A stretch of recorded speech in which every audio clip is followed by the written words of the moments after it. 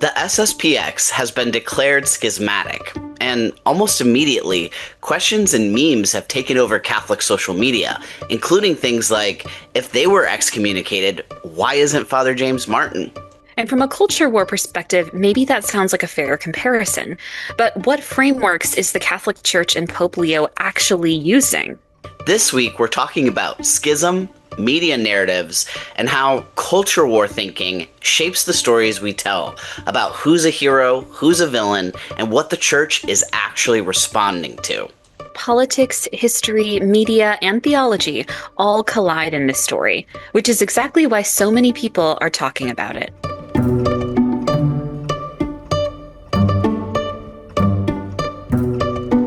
Hi, I'm Max Kuzma, and this is Whiplash. Each week, I take a deeper look at issues related to Catholicism, theology, and the church through a queer and trans liberation lens.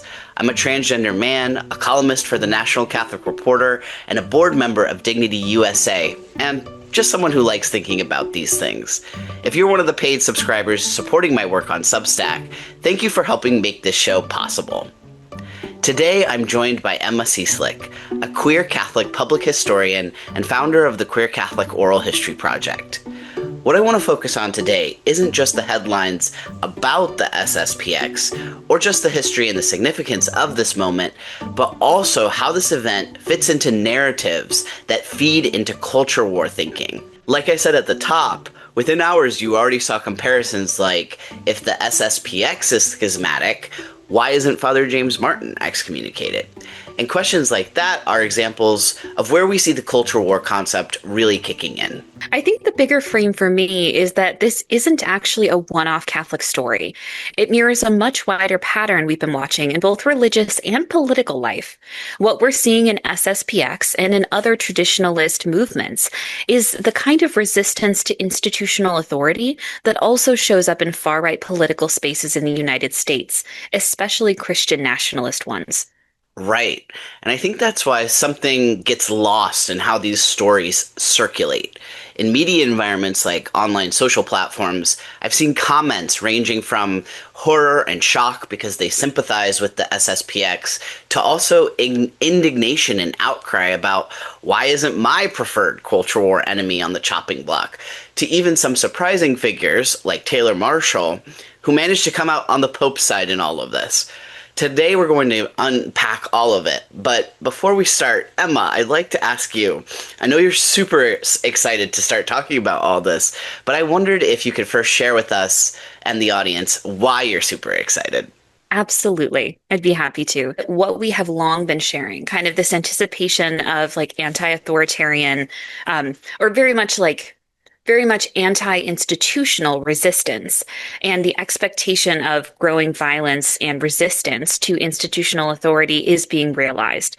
So many of the concerns that you and I had, especially the piece that we wrote in 2025 about St. Mary's, Kansas, are finally being realized. And that's not to say we're excited or thrilled by the concept of SSPX joining the larger canon of Protestant denominations, but it's the realization of long-seated fears and expectations about resistance to institutional authority and what it means for the future of a church that is grappling with changes going on around it. I want to ask a little bit more about that, to share with listeners about that article we wrote. But I also want to ask, and what does it mean to you as somebody who grew up, we did the High Control series, you and I both, we have experienced firsthand some of these more controlling environments. So maybe from that perspective, what does it feel like watching movements, taking hold and demonstrating some of the same things that we have seen? I would say that it's both exciting and horrifying and expected and unprecedented because at the same time, so many things, as you and I have talked about, we very much not necessarily predicted, but anticipated that there would be kind of this revolt and building, as I discuss and we'll talk about later, like this insurrection within the mainline Catholic Church. There was this growing contingent of people within traditionalists and far-right factions that you and I grew up knowing, who very much were trying to remain in communion with the Catholic Church, but also push the Catholic Church towards like a path of anti-modernism that is not true. So much of SSPX, as we'll get into its revolution and kind of its insurrection away from the church, is based on the traditional Latin Mass.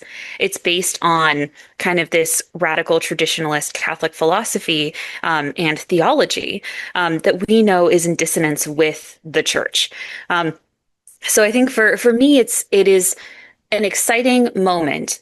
And I'm hopeful that the Catholic Church, the mainline Catholic Church, the one we recognize as the Roman Catholic Church, continues to hold its line against traditionalist movements. These conflicts between traditionalist factions and mainline ones, and I say mainline in quotations because it's not necessarily politically, it's towing the party line of recognizing the Novus Ordo Mass in the Second Vatican Council. But these mainline factions specifically are the ones I hope will continue to enforce that the church as it is today, the church that recognizes the Novus Ordo Mass and that we hope is pushing towards inclusion, as we've seen with Pope Leo and Pope Francis, is the one that continues to hold its ground against traditionalist factions trying to push it back. The part that has really captured me is definitely this whole idea of like, well, why are we kicking out? Like, I've even seen, not just related to LGBTQ people, because I think that is like a big one, but I've even seen memes where it's like the picture where Pope Francis is with that, I think it was a piece of a glacier.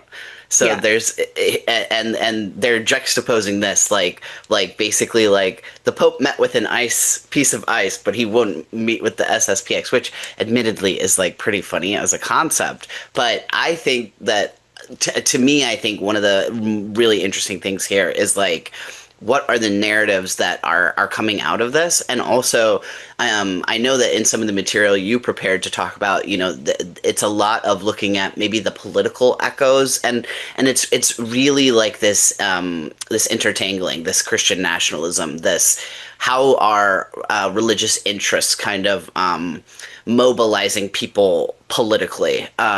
But I also think the media side of it is interesting. How is it that the people that are within the Catholic media ecosystem, how are they responding to what's happening now? And how does that response mirror what they do in the political world as well? Like, I think that's really fascinating, especially because it's really interesting. We always talk about the church and that's one thing is a lot of those people have this soundbite about the unchanging church. They always are like, whenever it comes to LGBTQ people, and especially, as a transgender person, it's always like, well, the church from the time of when Genesis was written, it's this idea that the church has never changed. And it's like, okay, first of all, this isn't even true because the church supported and blessed slavery, the transatlantic slave trade, for 400 years. So that's a pretty big percentage of 2000, first of all. Like, if something that was done for that long in that 2000 timeline period can change, maybe the church will develop in other ways. And I mean, obviously that's the whole crux of the whole thing, because the SSPX specifically are reacting to that one big change in the church, which was Vatican II in the 60s. I mean, oh my goodness, Emma, so many things went down in the 60s. Like, we could be here for like years just trying to talk about like how the 60s brought such cultural change in the world and in the church. But I am getting like a little ahead of myself. I want to give you one last chance if you want to add anything onto what I said before I ask you my first question. I'd be happy to. And I do want to also note that that has been one of the most exciting things for me, is both reactions on both sides. And I don't think it's necessarily a binary. I don't think there's two sides. I think there are many people, some within radical traditionalist spaces, that have said, I am going to remain consistent with SSPX. I'm going to remain in communion, not with Roman Catholicism, but with this specific group, because I think that their adherence to traditionalism is the right way to go. And to be fair, it's not the first time. I mean, we have the Palmarian Catholic Church, all of those things, as we'll talk about. And then there are some people, especially, interestingly enough, traditionalist Catholic content creators, that have switched, that basically were adherents to SSPX and up until recently supported the movement, but now have switched to the FSSP movement that remains in communion with the Roman Catholic Church, and are now, interestingly, cautioning against people to move away from SSPX or risk excommunication. But what I am most excited for are the people that are memeing this schism. One of my favorite pieces published by Religion Dispatches talked about how Trump, very much in this age of AI, was memeing war propaganda. How it was the first war that was like fought through memes, ideologically, symbolically.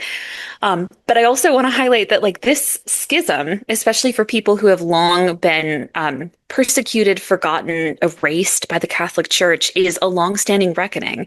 It's perhaps for the first time in recent memory, even during Pope Francis's tenure as Pope, he had shifted away from allowing radical traditionalist groups like SSPX and others um, outside of very specific limits to practice the traditional Latin Mass. But for the first time, what we're actually seeing is a hard line. We're seeing consequences for radical traditionalist groups that reject Vatican authority. And the last time we really saw that was in the 1960s, when SSPX was actually founded. So, an exciting moment for many of us that have long kind of been reckoning with a church that refuses to acknowledge our identities, refuses to acknowledge our love, is that for the first time, they're putting their money where their mouth is. They're laying down consequences, and I'm hopeful they continue to do so. Yeah, absolutely. It's been really interesting to see reactions from people who.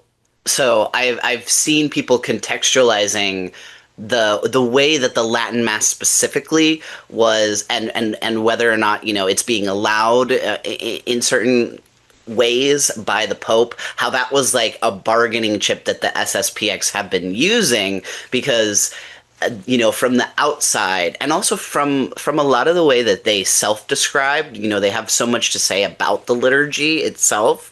And many of their obviously many of their beliefs are about the liturgy. Their belief is that the pre-Vatican II liturgy is the superior one. It's the one that is more truly Catholic. And there are many like little phrases from the liturgy that they're like, well, these changes actually delegitimized like the true theological weight here. But I've seen commentators who are saying like almost like the Latin Mass itself is like a chess piece. So whether it's when it was with Pope Francis, when he was like making a little bit more space for he was shutting down the Latin Mass, but like Pope Benedict, when he was making more space for the Latin Mass, the idea was like, well, if it's such a big deal to you, we can keep you in communion if we kind of let you have this one.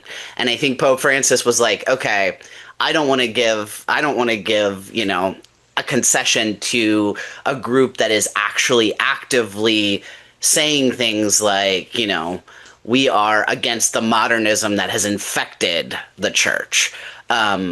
So it's really interesting because I also feel like there's a whole war going on with this modernism thing, but it's all like it's almost like a super polite war. Do you know, like the way they put it, they're not actually going so far as to say, we specifically reject, like in words, we specifically reject the Pope and we reject all these like they're not spelling it out super explicitly. Instead, like we saw that sermon that was given at the consecration, they're kind of putting it into other words like, oh, modernism, it makes the church like a desert where nothing grows, or like their letter in response to Pope Leo being like, hey, don't do this because if you do, you're gonna tear the garment of the church, and they're like, we it's the whole stone and serpent thing that they started quoting. So there's definitely a lot there. So as we get started here, Emma, can you give us a little bit more information about what the Society of St. Pius X is exactly, how it kind of fits into the landscape of the church? Like, wait a minute, we just go to church. Like, what's the society all about? Like, how is this different? And then a little bit of context about, like, what led to this decision to declare them schismatic. So thank you for asking that question, Max. This past week, the Society of St. Pius X, SSPX, as we'll refer to moving forward, moved ahead with consecrating bishops, defying the warnings of the Pope and now becoming a schismatic group. On July 2nd, so relatively recently, the Vatican declared the four newly consecrated bishops and those who followed them as schismatic, and threatened that lay Catholics who follow the schismatic group are at risk of excommunication from the Church, i.e., the worst level of punishment and reprimand that the Vatican has in its toolkit. So while separatist Catholic communities exist, perhaps SSPX is the most well known. It's the one that leads a community based in St. Mary's, Kansas, and up until recently did not challenge the leadership of the church. So it achieved spiritual purity through separatism from the secular world, and as we'll see, pushed against modernism. But in gaining concessions from fairly conservative past popes, was allowed to exist as long as it practiced the traditional Latin Mass within specific guidelines. It was given a specific dispensation to practice the Latin Mass, and it had until it moved forward with consecrating its own bishops. SSPX was established within church canon in 1969 by Archbishop Marcel Lefebvre. It's important to note that Lefebvre, its founder, entered into the church in France in the 1920s during the height of the growing fascism movement in France and wider Europe. As Andrew Horn has reported for The Guardian, Lefebvre attended the French seminary in Rome, the rector at the time being a strong supporter of the pro-fascist Charles Maurras. While he served in colonial West Africa from the 1930s to the 1960s, he supported and openly endorsed Marshal Petain's Vichy Empire for what he termed its Catholic order. Until his death, Horn notes, Lefebvre offered his support to Jean-Marie Le Pen's Front National and voiced approval for the repressive military dictatorships of General Franco in Spain, Antonio Salazar in Portugal, Jorge Videla in Argentina, and Augusto Pinochet in Chile. In 1989, it was revealed that for 16 years, some of his followers had protected Paul Tavuer, who was responsible for the deportation of Jewish people from Lyons to German death camps.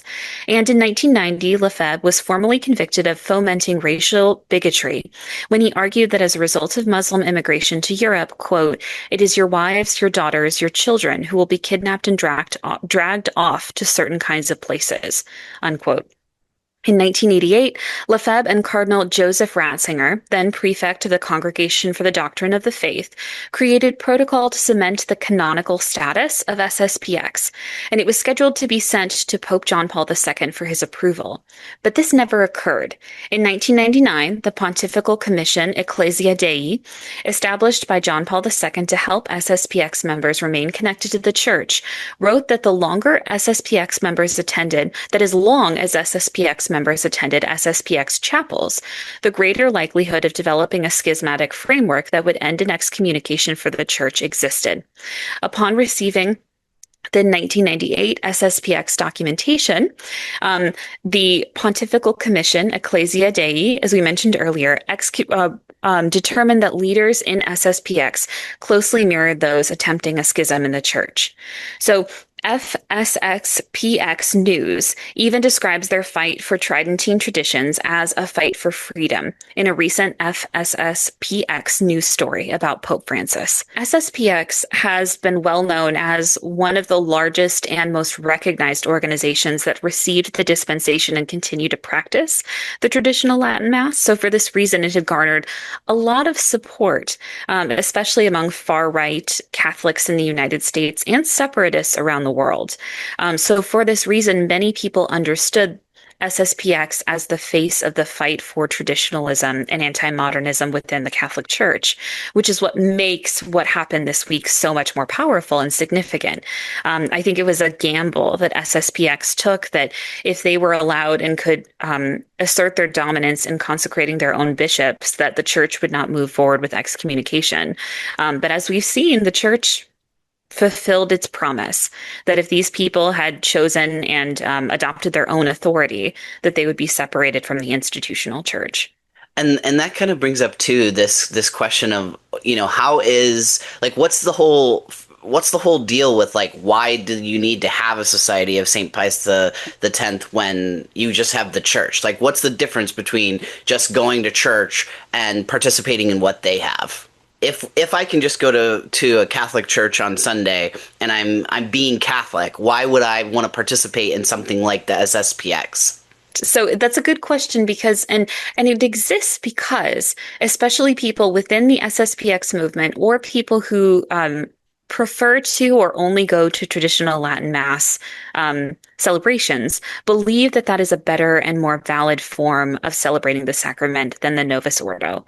So specifically, SSPX communities are those that very much either reject or are deeply distrustful of the Second Vatican Council updates to the Catholic Church. So these are people that, and for those who aren't familiar, the Second Vatican Council happened in the 1960s, around the same time that SSPX was founded.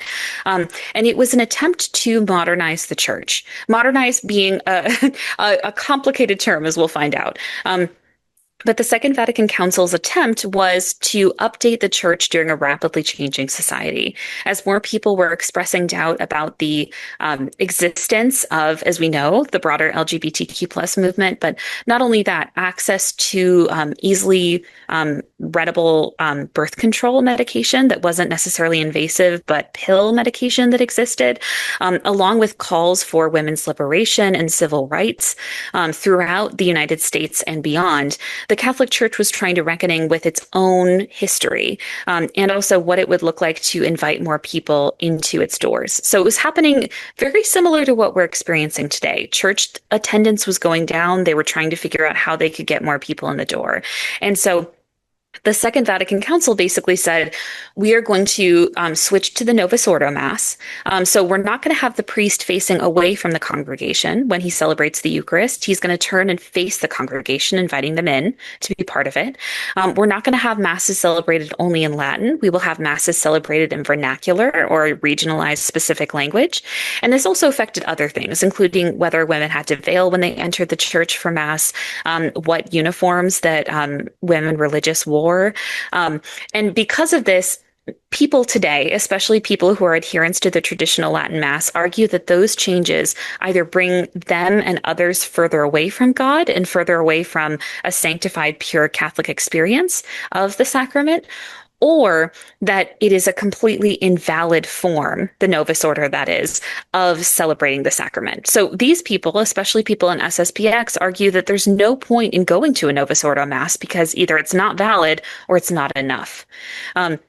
So that's why for them, as we'll see when we hear specifically as we repeat the words from the speech or the homily at the consecrations, and also we hear from other people in the community, this is a life and death struggle for them. This is a sense and a term of salvation if they can't access a sacrament they deem correct. Yes, and that kind of fits into something we talked about in the essay that we wrote about the SSPX, which we referred to. We wrote this actually almost exactly a year ago because it was June 11th, I think, 2025 when we wrote it. And in it, we talk about Rod Dreher and the Benedict option, which is kind of this infamous conservative Catholic articulation of let's draw ourselves out of the world and have this place where we are set apart, which kind of speaks to that separatist concept that you're talking about. This kind of, it's really interesting to me because I see so much of the evangelical influence in Catholicism, which has this very like, let's go out and be missionaries, maybe we'll be colonizers, but like going to like, try to spread more. Like so much of the focus is, well, we're in the world, so let's go spread what we have and what we feel. So it's really interesting, this whole instinct to become set apart, to pull away. Kind of this idea that, the wider world is spiritually unstable, maybe even spiritually dangerous outside our walls, and we need to protect our faith. And I think that kind of speaks to why we wanted to start with St. Mary's, Kansas, and the SSPX enclave there in that series that we were working on. Do you want to speak a little bit to, what we were doing in that series and what we tried to accomplish with that particular essay? Absolutely. Absolutely. And I think it's important that for both of us, and that's what informs what we're talking about today, we focus on it through a personal lens. Often when we're talking about large scale communities, it can emphasize or inflame culture war rhetoric. It's creating an us versus them. And that's not what this discourse is attempting to do, nor what we did in the High Control series. What we wanted to emphasize in that series this past year was how elements of high control religion, high control Catholicism, that emphasize that culture war rhetoric, that push against modernism, and very much emphasize and justify levels of bigotry, isolation, and violence within their own communities, including systemic abuse from church leaders, persist across a number of Catholic communities. It's not one specific problem, but as we documented, this is not an issue that specifically just affects LGBTQ plus people like us. This is also an issue that affects women. It affects anyone who is in a marginalized community, and not just them. There are many people who hold immense privilege, including white, straight, heterosexual, cisgendered people that are persecuted by and harmed by high control Catholicism that emphasizes that they need to shift away from a secular worldview and need to place all of their resources, all of their trust in these communities. This can also be like concerns around like using scientifically backed evidence of medications. This can also lead to denying and invalidating survivors' experiences of systemic abuse. And this can actually perpetuate situations where abuse is possible and abuse goes unreported. So our series was really hopeful to talk about these are some specific examples where high control Catholicism exists. Not that it's the only ones, but we ended that series with St. Mary's, Kansas, because it's one of the best and most well-known examples in the United States where this specific community has decided we are going to shun or separate ourselves away from this whole world. We're going to create this self-sustaining community where we can dictate what our children learn, what our children wear, what experiences of the outside world, what music, what dancing, what communication they receive, what worldview we practice, and what technologies, medical or otherwise, we allow in our communities. And so for this reason, some people arguably have called SSPX and have called St. Mary's, Kansas, because of this insular emphasis, a form of cult-like violence and violence and bigotry and danger for people in marginalized communities and for vulnerable children who are raised without any understanding of an outside worldview. And that's why we started and ended with St. Mary's, Kansas. That was one of the impetus for our long-seated series of exploring high control religion, because it's one of the best examples. But as we found, it's not the only one. There are covenant communities across the United States, including here in Washington, D.C., that continue and perpetuate the same level of violence that exists in insular communities like St. Mary's. And it's making me think as well, when I was thinking about this episode that we're doing right now and kind of like what is the lens that I am most interested in looking at this? I really think for me it comes down to this whole thing of the culture war. And so because I kind of feel like having a group that, you know, is consecrating their own bishops outside the authority of the Pope kind of to me feels like a natural conclusion of culture war style thinking. Like if you are fully in the culture war, like, yeah, you're ultimately going to, because you're pitting people, you're the, like you said, Emma, this idea of like one side or the other, you versus us, us versus them. You're gonna come down to, well, is the Pope right or am I right? And then make that decision, you know? But it also got me kind of doing a little bit of a deep dive on the term culture war itself, because I think it's has a really interesting origin, and it's interesting to me as well because it's a term that almost everybody uses. Like I remember hearing it when I was kind of deep within the conservative Catholic world, and it was like culture war derogatory at the culture, which is really funny because I think it's actually a much broader way of looking at what's going on. I don't think it's actually like a partisan term, really, even though it definitely gets used in partisan ways. So I wanted to share some information that was from an article written by Bobby Duffy and Kirsty Hewlett of King's College London about how culture wars start. So they talk about how many researchers trace the genesis of this conflict in the US to the culture transformations that began dun, dun, dun, dun, in the 1960s when liberation movements started calling on, for historically marginalized groups to reclaim and celebrate their heritage and identity, and demanding recognitions of injustices, as well as challenging norms around sex, family, patriotism, and war. But certainly in the decades since, shifting cultural debates cannot be seen solely as a simple bottom-up movement led by public opinion, beliefs, and expressions. The way that political parties and the media engage in these debates also plays a role in growing division. And that, I think, is the part that really stood out to me too. This like, so there's definitely part of it that is based in something that's actually going on. So the culture wars do reflect a reality of conflict. However, I think the part where it turns into a war and it becomes this formalized thing really, to me, seems like there's a media engine there. It's also really interesting, again, from this King's College London article. The language of culture wars was first popularized by the sociologist James Davison Hunter in the early 1990s, and it also referred to a speech by the political advisor Pat Buchanan at the 1992 Republican National Convention, where he framed the cultural war, the quote, cultural war, as a quote, struggle for the soul of America.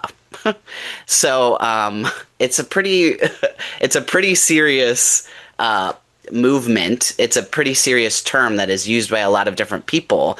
And I really feel like it's a big deal as far as even how we can just look at what's going on here, because in this case, it's, again, the SSPX are pretty much explicitly setting themselves up as we're the real Catholics. So that's going to be inherently this like war paradigm. Absolutely. And I have 2 points to I think that is incredibly important. And as we talked about before, Phyllis Schlafly, herself a Catholic, kind of put this into words when she said there is a war on men. And in brackets, feminists are very open about it. They don't conceal it. They brag about it. You read all of their material. They're always saying that they want to abolish the patriarchy, unquote. So what she is basically saying is conflating feminism with misandry. So with the fundamental hatred of all men, which we know is wrong, which is not the definition of feminism. And there is continued to be conflicts within the feminist movement about what it means to define a woman. And with this being said, the very same exclusionary rhetoric that she's saying about men still exists in some feminist movements where they attempt to police who is able to be part of their liberation. But the second thing I did want to say is that I love how you put this before you dug into culture war rhetoric and where it comes from, specifically because what we are realizing with SSPX, as I've described before, is a January 6th insurrection within the Catholic Church. And not to say that it was the same level of violence, not to say that it was the same level of destruction. Ideologically, I think there was destruction that happened, but the January 6th is a metaphor for understanding what actually happened. So this group, this brewing Christian nationalist movement within the United States bubbled over in response to a level of consequences, to an election of Biden or to the election of an enforcement of Catholic teaching and canon and dogma by Pope Leo. In this specific moment, January 6th protesters stormed the Capitol in the same way that SSPX openly defied the legitimacy and authority of the Vatican itself. So with that being said, kind of the consequences of this movement are very, very different. As we're seeing in the aftermath of January 6th, there was kind of this election of definitely a very controversial figure, a very problematic president that kind of represented and inflamed a lot of these protesters. And in the weeks, months, and years afterwards have kind of expunged the criminal records of people that openly called for kind of the execution of members of this leftist or centrist political movement in the United States. Hopefully that doesn't happen in the Catholic Church, but as we know, there are still some traditionalist Catholic bishops high up in the Vatican. And so hopefully kind of that willingness to capitulate or to push against or towards traditionalism, or as you say, like offer this not caveat, but offer this concession so that the church can remain unified is one that hopefully will not happen, as we've seen happened before. So I definitely know that you're not saying that January 6th and what the SSPX did are the same thing, Yes. but I want to dig in more to the parallels that you see, because I think that's more so what it is. It's not just like it's not a one-to-one. You're not saying, Yes. okay, they're acting in similar ways, or it means the same thing. I think the parallel, at least my impression, and you can tell me, my impression is that it's basically the logic of what is going on, and some of the like the thinking that leads you to XYZ conclusion. Is that kind of right? It absolutely is. And that's the thing I want to emphasize is that like this is not the idea of January 6th being a one-to-one comparison with what the SSPX did this past week is wrong. I use that as a construction that many of us are familiar with the rhetoric that surrounds January 6th, calling specifically to eliminate or push out this member of a centrist or leftist movement in order to realize kind of a Christian nationalist agenda. I also want to emphasize that it's because of this that very much for many January 6th protesters, this was about the future of their country. They thought that this was a life and death struggle, not only politically, but also spiritually. So in the same way that January 6th protesters basically were wearing iconography of the Crusades, of white Christian nationalist groups, many other people in the SSPX movements, as we've talked about, thought this was a life and death struggle about their own salvation. If Novus Ordo, they believed, wasn't the true Mass, if they're not going to Mass, how are they going to get salvation? I think it's important too that you brought up white supremacy, because in kind of digging into the SSPX, I mean, you already laid it out. There is a literal connection between Lefebvre and anti-Semitism, and kind of getting in bed with the fascist movement that was developing, and my concern with that. In and of itself, it's a problem. They've definitely distanced themselves from it. It's really interesting. Like, I would love to see someone deep dive on the way they've tried to distance themselves. Like, there's some interesting articles that they have posted where they're like, oh, well, this is bad. And, like the Nazis were bad. Da, da, da, da, da. And I'm like, okay.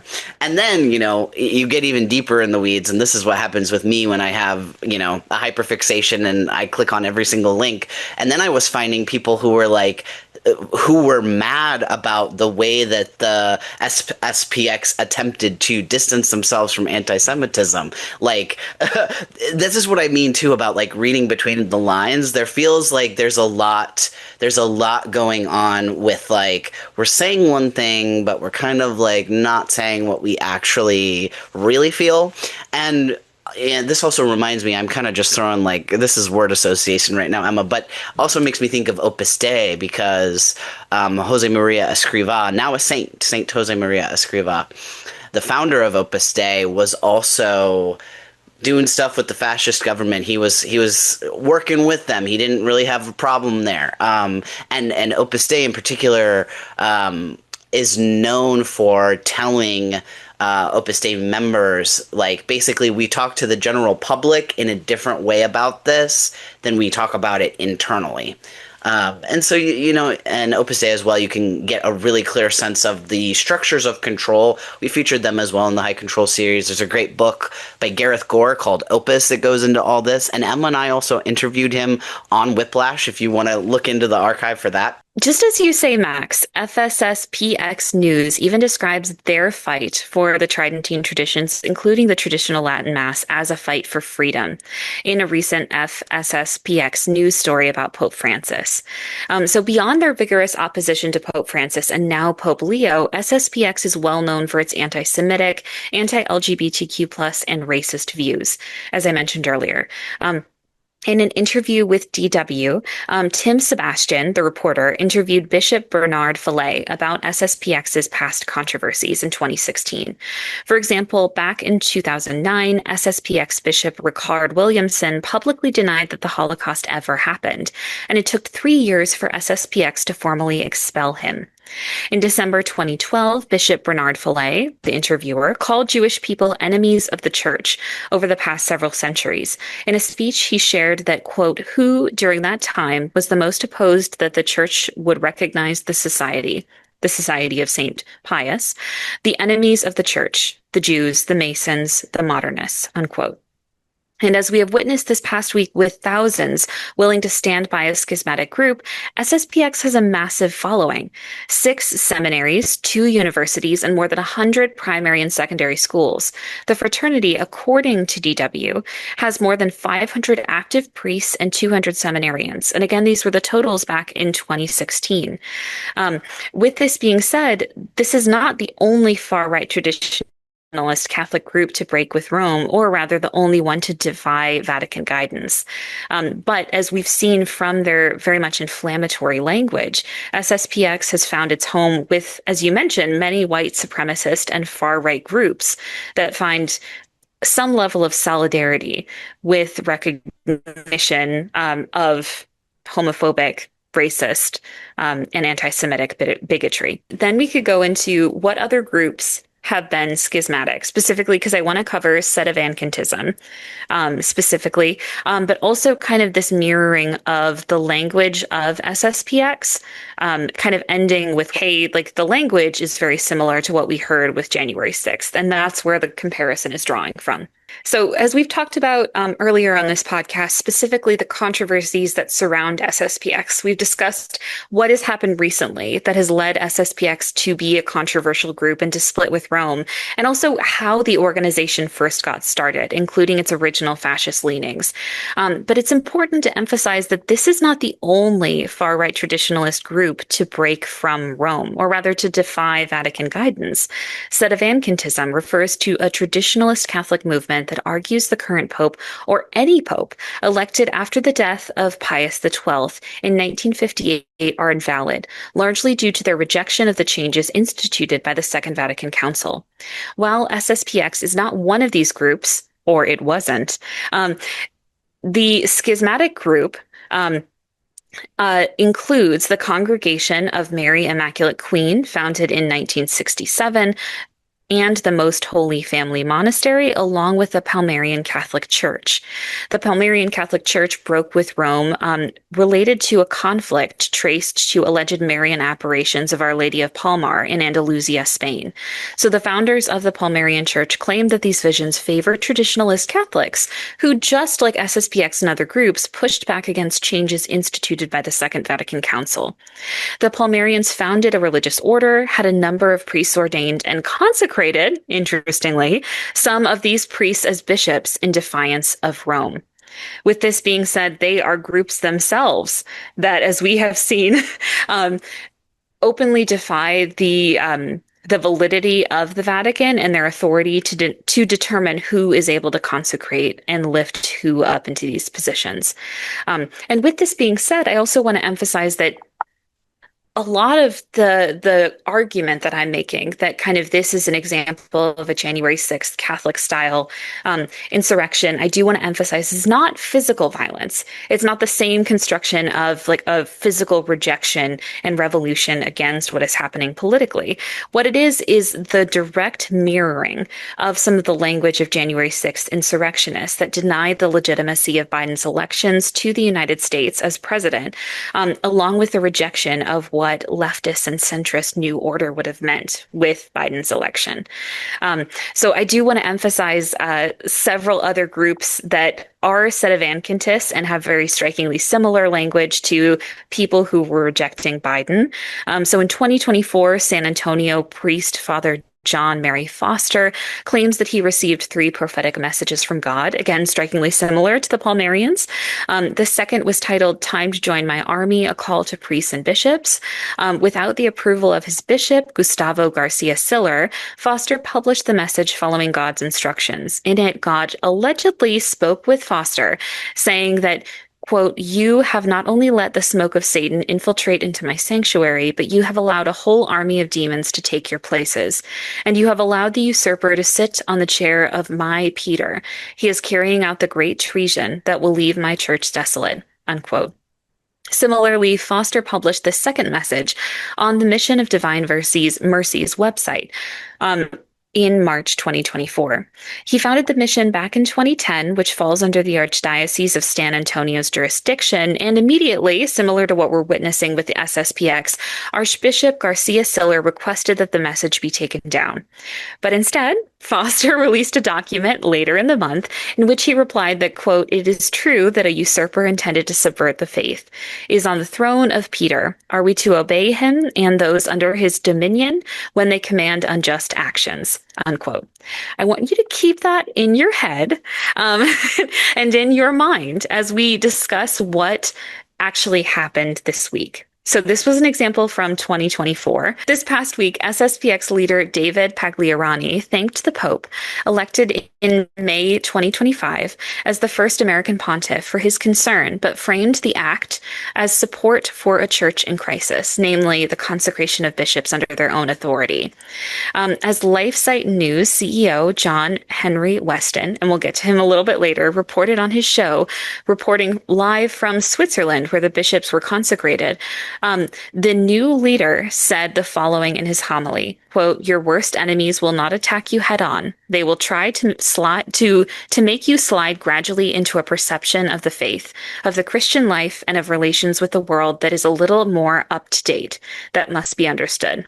Unquote.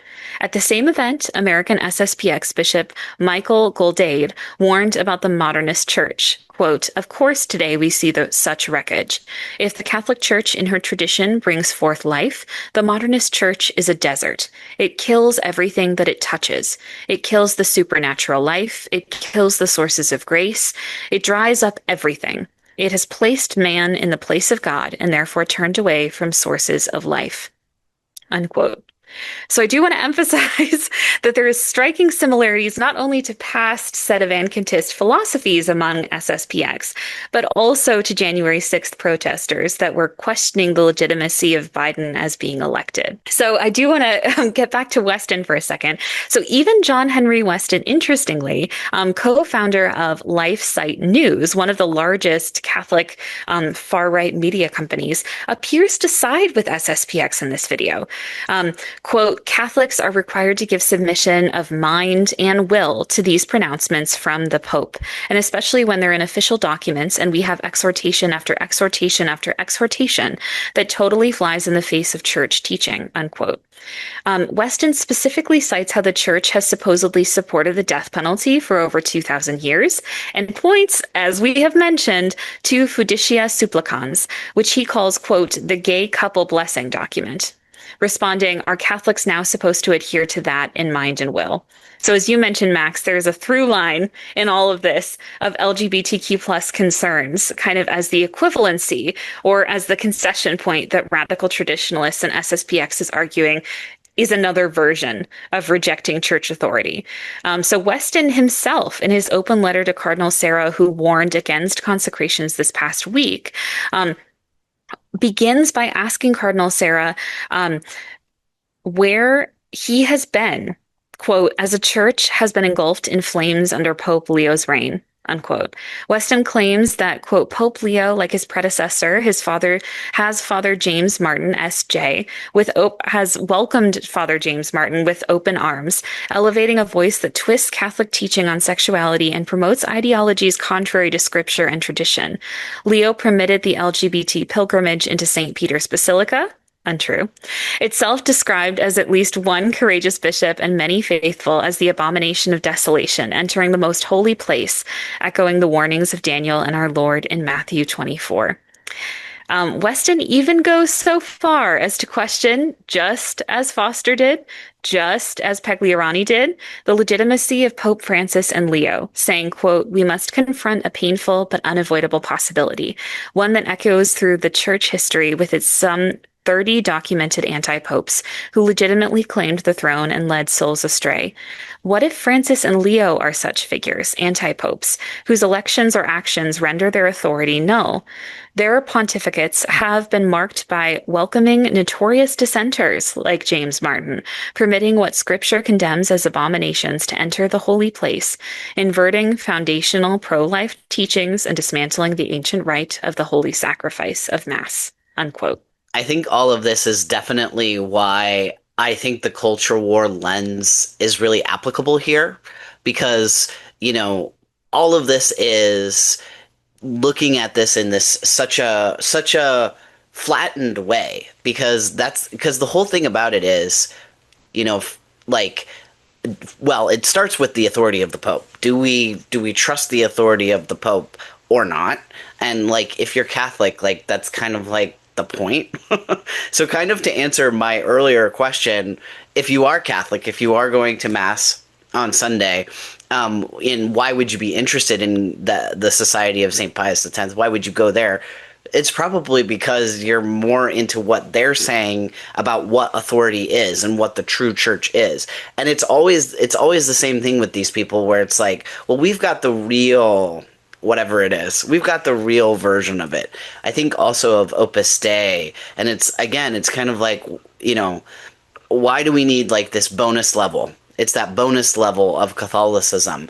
But yeah, with the culture war and with specifically with this LGBTQ stuff, it's like the false equivalence is comparing a group that is saying that they are Catholic and they want to follow the church, but whose actions are outside of what, ecclesial authority is, versus LGBTQ people are not doing that.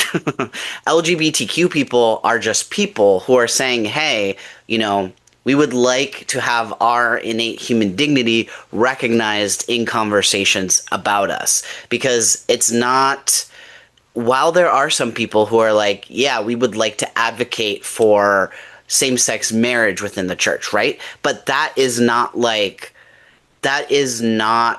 basically the false equivalence is they're trying to make it seem that just to be LGBTQ, to have a rainbow in church, is equivalent to challenging ecclesial authority of what an LGBTQ person is allowed to do within the church sacramentally and things like that. But it's not the same thing at all. And that's why Father James Martin has enjoyed the favor of the last two popes, because he isn't actually challenging ecclesial authority and saying we want to change something about how the church is doing things. His whole thing is pastoral ministry, which I feel like the SSPX don't know anything about, since they're so pull away, pull away, pull away. Pastoral ministry, the example of Pope Francis, the whole thing is built on what would Jesus do? How would Jesus approach people? Even people who were super scandalous and seen as, crazy sin, their sins are seen as socially stigmatized in that time. He was spending time with those people. And so, yeah, it's frustrating to me, to be honest, because it's like, here on the one hand, you have the authority question and going against the actual authority, and on the other hand, you have how would Jesus treat this group of people, and why can't we also treat those people with that level of welcome? And it really does boil down to what your beliefs are, and how are you aligning with that example of Jesus, or is this a culture war? Is this are you looking at everything in terms of like a checklist? Is it like literally with the SSPX, the literal words from before 1965 or whenever Vatican II happened? Are those literal words what guarantees your salvation, what guarantees that you're doing the right thing in the eyes of God? And that's just not Catholic. That's not Catholic, because Catholicism is organized around something else. It's not those words from before 1969 are the most important thing. It's a combination of all these other things. We are in the world as well. Like, we did modernize to make the message more accessible to more people because it's in the language of whatever the people speak. And I think it's important too that this isn't the first time that church officials have gathered. The Second Vatican Council wasn't the first time church leaders had gathered to discuss what modernization looked like and how things that were outlined specifically in the Bible, or even what gospels were going to be included in the Bible, had to say about cultural and church authority. So the expectation that in defiance of the church, this group is still going to hold their authority. There's nothing wrong with them necessarily defying the Catholic Church as long as they recognize that that means they don't have institutional affiliation with them anymore. They are more than welcome, as the Catholic Church has emphasized, to consecrate their own bishops, but that means they're no longer in communion with Rome. It means that they're no longer officially Roman Catholic. They can claim the Catholic name, just like the Palmarians have, but it doesn't necessarily mean that they're in communion with Rome anymore. Versus, as you say, a number of LGBTQ plus people, not all, but some people are desperate to get recognition by the Catholic Church. And that's not challenging church doctrine. That's not upsetting or misunderstanding church canon. That's basically saying, this is my body, this is my identity, this is my love as God has created it, and I want that to be recognized by the institutional church. Absolutely. So, what are some other things that you wanted to touch on and include about this topic, Emma? Let's get those in there. One other thing that I would like to mention specifically is that it's an interesting cultural shift, as we've talked about. Just as we mentioned, Catholics online have been abuzz since the news, some people celebrating and urging support for the now schismatic group, while others cautioned against the risk of excommunication if they remain tied to SSPX. The popular Catholic account titled Catholic Tavern, which has over 20,000 followers, perfectly summed up the culture war tension within the church and how far followers of SSPX are willing to fight against the changes instituted by the Second Vatican Council. As the person behind Catholic Tavern wrote in a post published on July 1st, if the SSPX ceases to be able to perpetuate itself through bishops, then it's over. And I want you to listen for also specific buzzwords. And again, I'm not in allegiance with Catholic Tavern, but Catholic Tavern summarizes what SSPX and other far-right traditionalist Catholics' philosophies are. So Catholic Tavern writes, quote, if the SSPX ceases to be able to perpetuate itself through bishops, then it's over. They are our principal institution, preserving the traditional liturgy. If they go down, the AI Bolshevik takeover begins with no resistance. Why this post? The entire weight of the Sensus Fidelium needs to be thrown in support of SSPX. As I watch the commenters, I can't help but feel angst. How can we talk about this as if it was Fox News filling us in on our latest events and splitting hairs on canon law? Papal authority process. Madness. You guys are choking the spirit with the law. How can we speak about what's happening if there's no clear crisis, as if there's no clear crisis in the church? Please read the following very carefully. The same men who laundered billions in human trafficking and drug money through the Vatican Bank, again, conspiracy theories, for the global crime syndicate are the exact same men who wrote and made the final drafts of the Vatican II liturgy.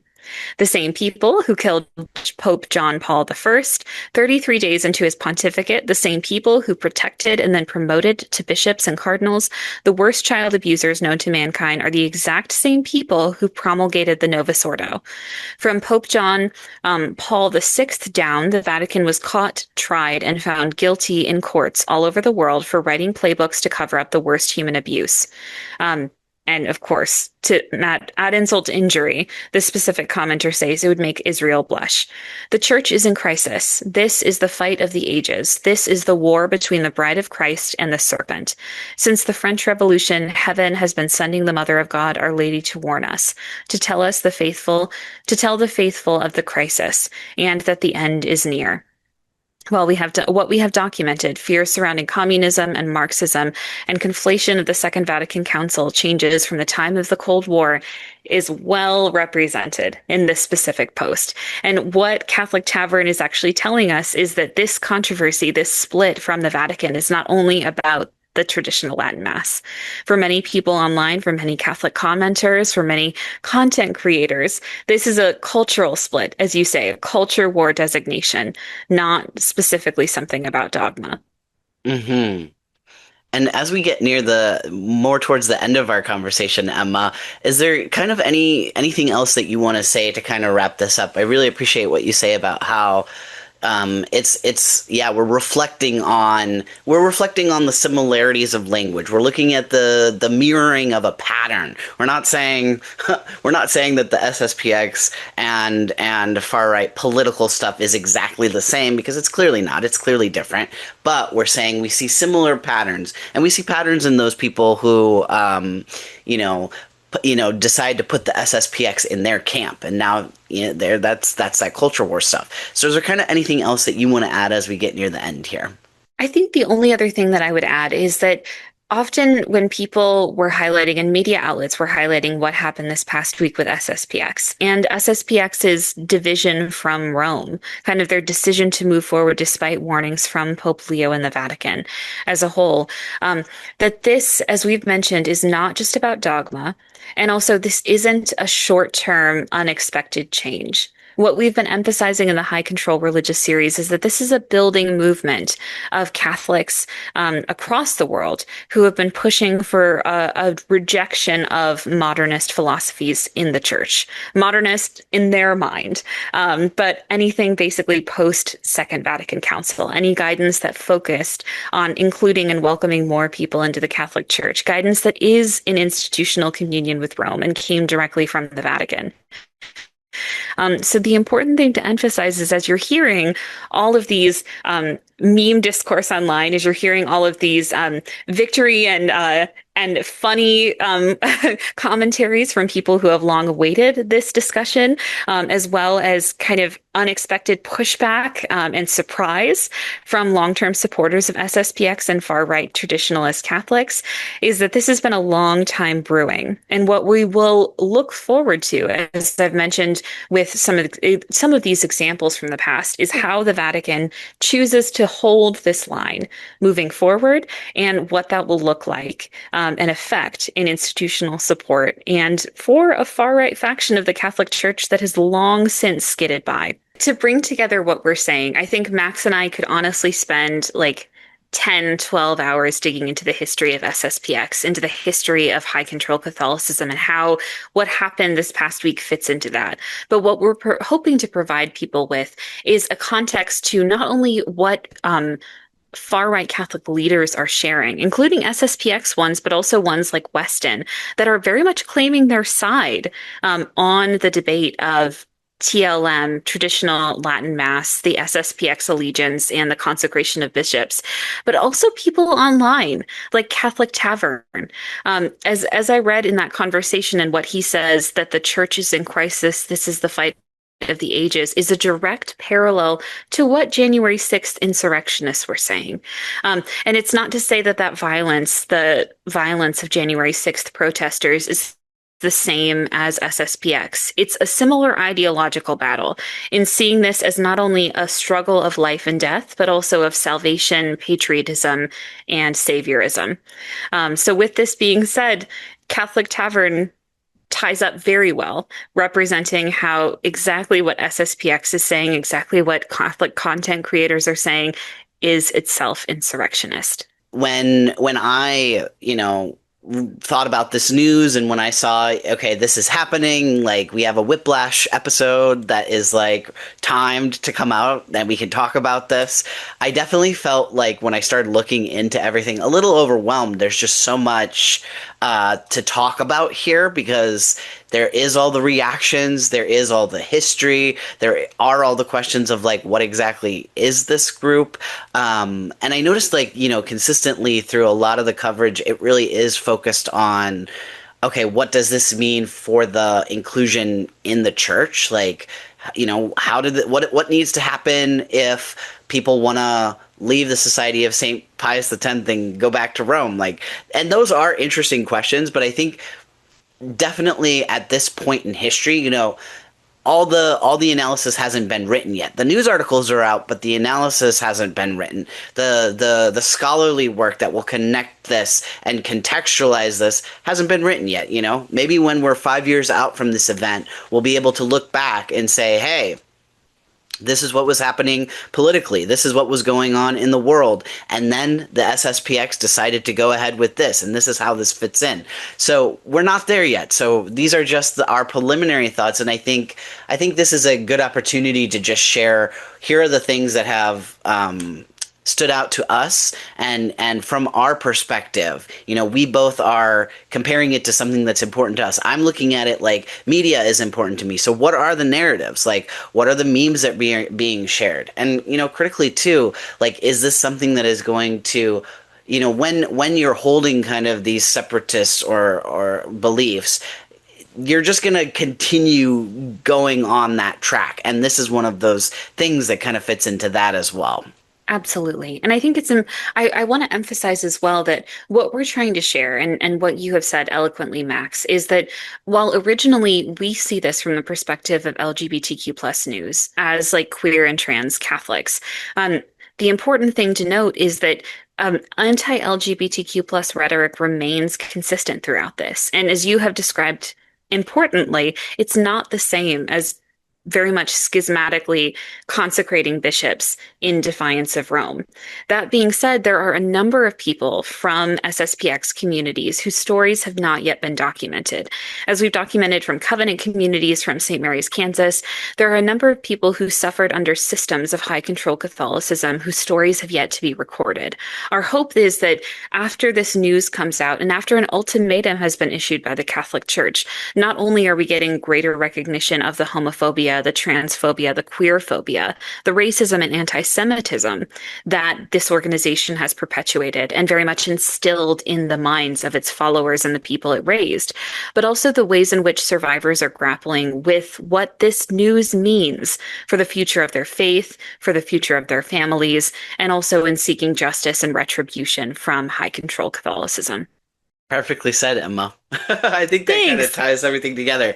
I know there is one story, at least one story that has recently come to light of someone from the SSPX that was published by Mike Lewis's publication, Where Peter Is. And yeah, like you say, I anticipate to see more. Absolutely. I am genuinely excited to hear what people who have been navigating and interested in this world of high control Catholicism are responding to the news. I think there's a huge push on both sides of the spectrum, politically and spiritually, of people that are excited by the news, are encouraged by finally seeing some consequences and follow through from the Vatican, but also a number of people who are trying to navigate what this news means for a church that continues to hold the line on so many other things.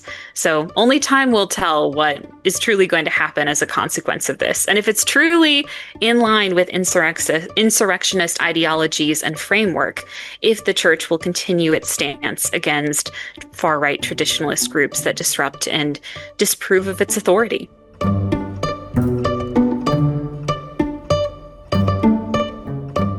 At the end of the day, what we've been circling here isn't just a story about one group or even one moment of Vatican discipline. It's really a story about how authority gets read by institutions, but also by online audiences who are sorting everything into narratives of loyalty, betrayal, heroism, and collapse. And that's where the culture war lens becomes really powerful and also really limiting. Because once everything is framed as a battle between, quote, the faithful few and the diseased church, it becomes harder to even see the distinctions that the church itself is trying to make in its own language. And I think that's why these SSPX conversations travel so quickly online. People plug them into pre-existing storylines about modernity, tradition, authority, and resistance, and suddenly you've got the memes, the outrage cycles, and political analogies all layered on top of the ecclesial and canon law state of it all. Absolutely. And which doesn't mean people are wrong to care, just as we've emphasized. It just means that the framing matters. And depending on the frame you use, you can end up telling a very different story about the same set of events. So if there's one thing we're leaving listeners with, it's probably this.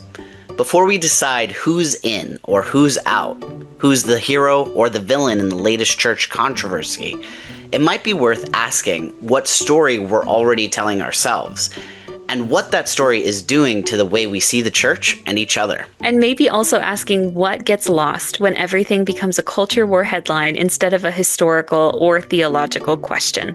This is Whiplash. See you next time. Goodbye!